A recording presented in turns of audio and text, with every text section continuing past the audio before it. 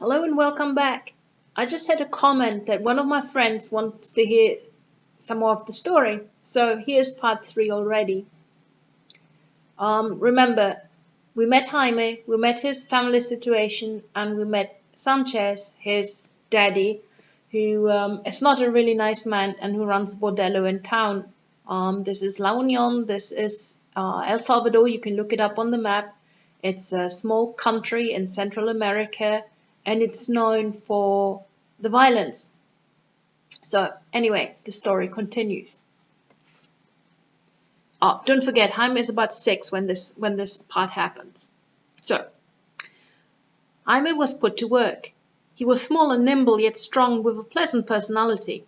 The girls took a shining to him and treated him with kindness whenever they had a chance. It was his duty to fetch and carry for them and their customers, but as much as possible they shielded the boy from the brutality of the men that came to their place of business. They made sure that Jaime never saw them naked, never saw them performing their saddest duties. The bar was open 24/7, so there was a lot of demand on Jaime. Some days he was in and out, up and down, with hardly a moment to rest or sleep. Exhausted, he would sit in a corner, his head fallen onto his crossed arms on the box or table, taking what breaks and small naps he could.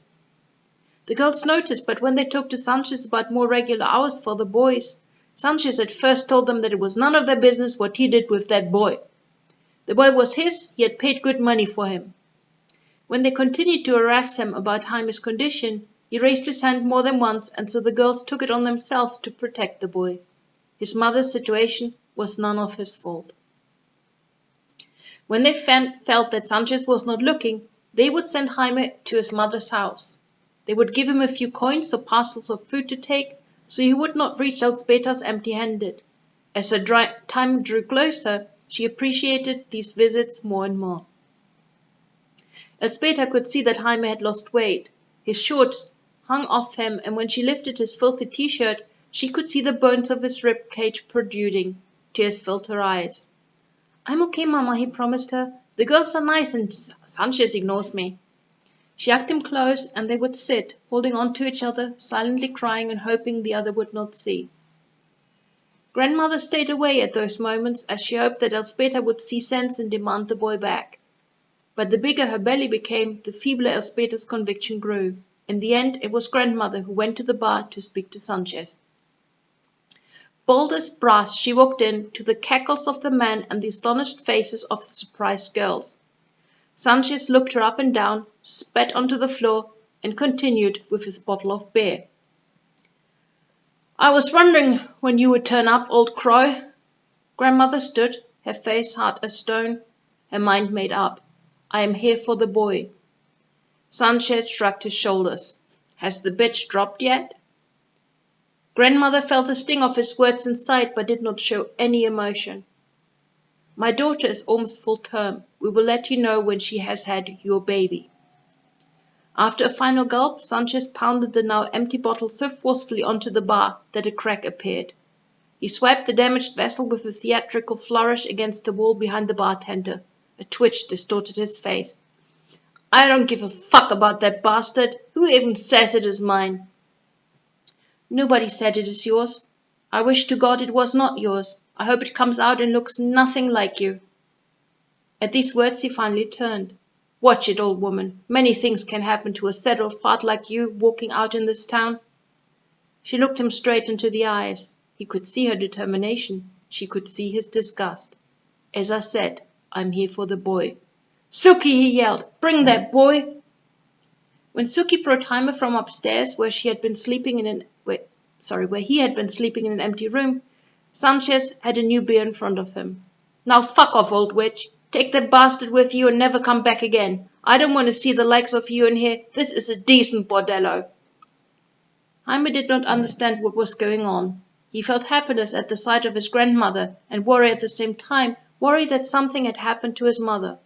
When the old woman reached out to him, he ran towards her. Their hands linked and she ushered him outside. Together, hand in hand, they skipped and ran up the street and around a corner where they stopped and hugged, but they should not have bothered. Nobody spent any time watching them walk away. Jaime was not yet 7 years old when his mother Elspeta gave birth to little Martin. The arrival of Martin was a joyous occasion. The neighbors came and there was a big party. Someone brought a radio and they played loud and noisy music. Everybody brought presents, food, clothes, gifts. The priest said a blessing over the new baby boy, the exhausted mother and the house.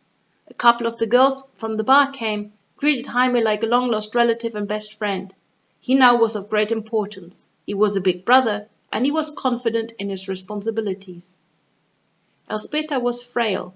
Delivering Martin had cost her a lot of energy, and she rested often, propped up in her bed, with Jaime doing as much around the place as he could. He even learned how to clean the baby and prepare its bottle. Grandmother insisted. Jaime did not mind.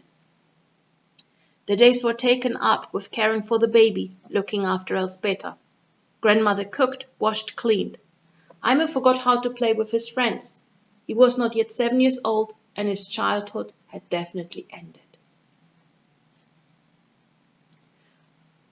La Union, El Salvador, late 1990s, east of town. Before the war, La Union had been a busy port town. Stories still coursed around about foreigners coming into town, bringing gifts from other worlds, bringing money to the bars. Stories of music and singing and dance, stories of parties, and as a result, children with slanty eyes or lighter skin than others, Salvadoran children with olive skin, yellow hair, and blue eyes. By all accounts, Salvadorans enjoyed the mixing and welcomed the visitors with open arms. There used to be a railroad track that led from the cargo ships in the harbor all the way to San Salvador, the capital a few hours north and west. Goods and people were ferried to and fro.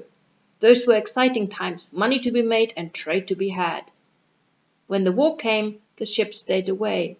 The harbor fell into disrepair and the railroad track was dismantled. The wood and metal were needed for the war efforts on either side. What remained was a harsh gash through the country where the trains used to run. But this wound healed and scabbed when needy people took over. The poor and homeless had to go and live somewhere, so before long their houses were erected where formerly the rail tracks had been. Some houses were made of scrap wood, others of plastic sheeting over tree limbs. They were simple, but better than what people had before. In the east of town, Jaime's grandmother and her husband had built their house within their own fenced yard.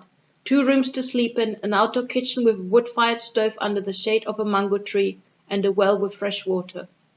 In the west, along the same unused railroad track, another family lived in a similar house. 2 rooms to sleep in, but they had an indoor kitchen and a well up the road. Marie lived here with her husband Juan and 4 children, a boy and 3 girls. The oldest girl, Celia, only a few months older than Jaime. If either of them had decided to walk along the old unused railroad track, the girl away from the sea, the boy towards the ocean, they would eventually have met. However, it never occurred to them that they should do this. So they had never laid eyes on each other, their paths never had crossed. Juan was a colonel in the army.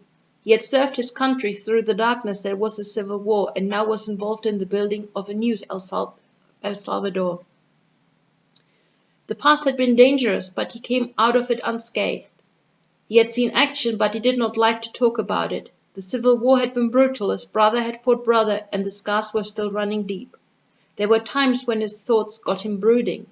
In those moments he looked at his young family, looked at Marie, and when the sadness turned to anger and frustration, and he felt he was coming close to his boiling point, he simply left.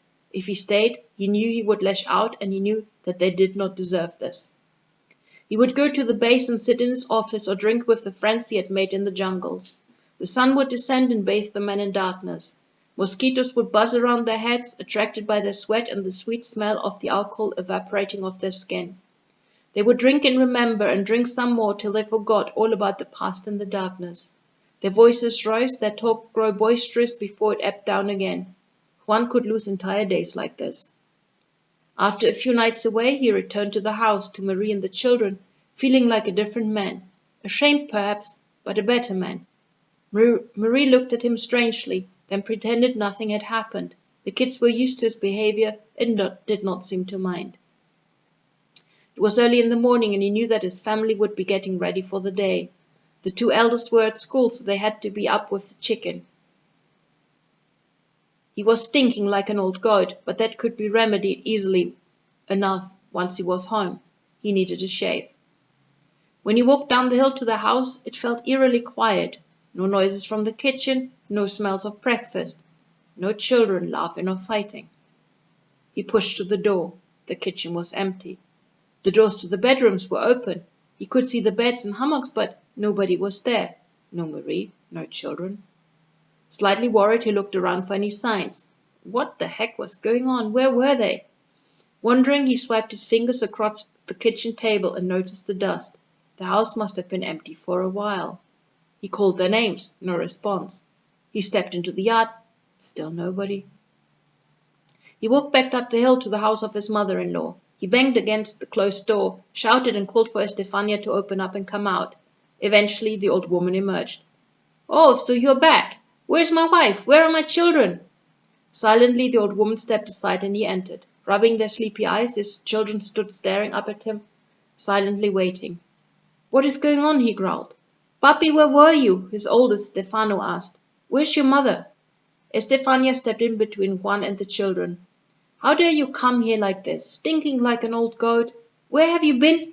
With some cheap floozy? Do you even know how long you have been gone? What gives you the right to come back? Everybody would be better off if you disappeared for good." Astounded at her fury, he stopped short. "What is this? I want to know where you have hidden my wife. Why are the children here?" Manuela started to cry. Stefano lifted her onto his arms, holding her close. Rafaela snuggled into her big brother's side.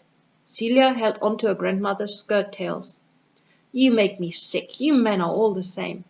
Choke on your venom, old woman, and tell me what is going on." Pure hatred and vile reflected off Stefania's face, and it was Stefano who finally spoke. "Mama's sick. She has been in hospital for almost a week already." The boy's words struck Juan like a fist in the gut. How long had he been gone? Why did nobody tell him? Why had nobody called him back to look after the children? And what was wrong with Marie? "I think you better go," Estefania suggested. Cut down, Juan turned and slouched back to his house.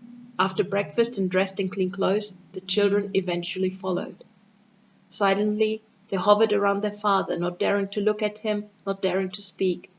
Their grandmother had poisoned their minds against their father, and they were unsure of how to behave. "Aren't you going to school today?" His voice smooth and soothing. Stefano shook his head. "We're going in the afternoon. It's better this way," Celia volunteered. "How's your mother?" Juan's voice so dry he almost coughed out the question. "Don't know." Stefano's reply came so low that Juan could not be certain that he had heard properly. "Don't know? What does that mean?" He grabbed hold of his son and stood him in front of his chair. He lifted the boy's head so that their eyes locked. Stefano tried to look to his sisters, but their fear had cowed them. They pretended to be invisible. "Come on now, tell me. Tell me what happened and tell me how your mother is doing." Stefano swallowed. "When you were gone, Mama just fell over and did not get up anymore. We screamed, but she did not move. Celia ran to grandmother and they called an ambulance. Mama has been in hospital since. They're making tests, but no results. Every day they make more tests. Mama is weak and does not like seeing us. We make her tired." Tears were collecting in the corners of Stefano's eyes, but he dared not cry in front of his father. He was 9 years old and had to behave like a man. "Why did you not call me?" The father could see the duress of the son. His voice remained calm and even remained the voice of a caring, loving father. "Grandma took us to her house. She said we should not care about this. She said—" But before he could continue, Juan interrupted. He knew that Estefania had nothing good to say about him or to him, and was taking every possible opportunity to stir Marie and the kids against him. "Where is your mother now?" "The main hospital." Tiredly, Juan rubbed his face while making up his mind. "You children will be all right for a bit?" Stefano nodded. "Yes, father. I'm going to watch over the girls." Juan nodded. Resolutely he stood, scanned the faces of his children. They did not smile, and he could not sense their fear. He would have to be a better father. His children should love and not fear him. He nodded at Stefano, then left to the hospital. Part 3. For part 4 you have to wait a little bit. Thanks. Bye.